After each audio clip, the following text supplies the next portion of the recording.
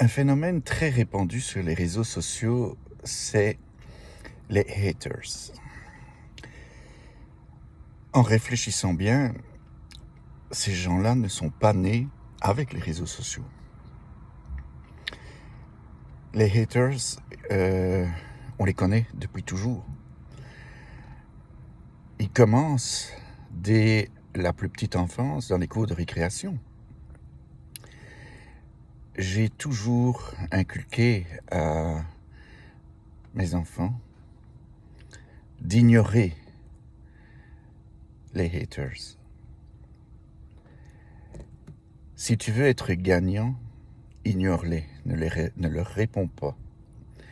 Ils vont s'essayer une fois, ils vont se réessayer une deuxième fois, voire une troisième fois, mais ils vont s'en lasser. Et puis tu vas être tranquille. Dans la plupart des cas, ça se passe comme ça.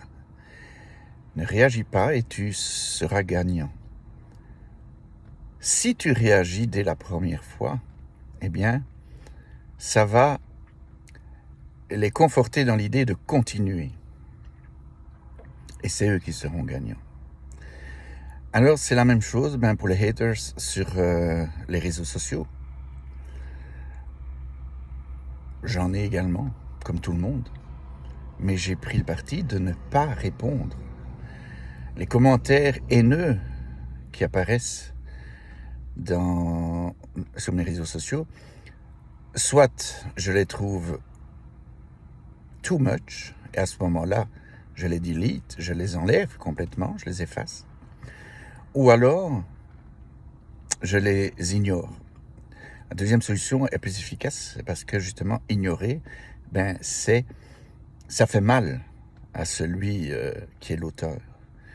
On ne réagit pas. Je ne dis pas que je veux du mal aux autres, mais c'est un mal qui peut aider à réfléchir.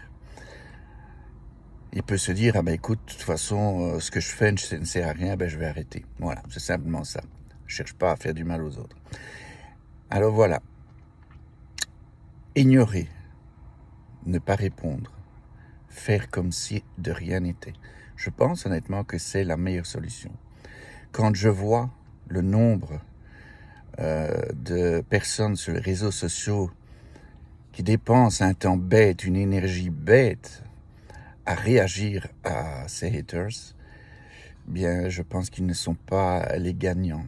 Ce ne sont pas les winners dans tout ça.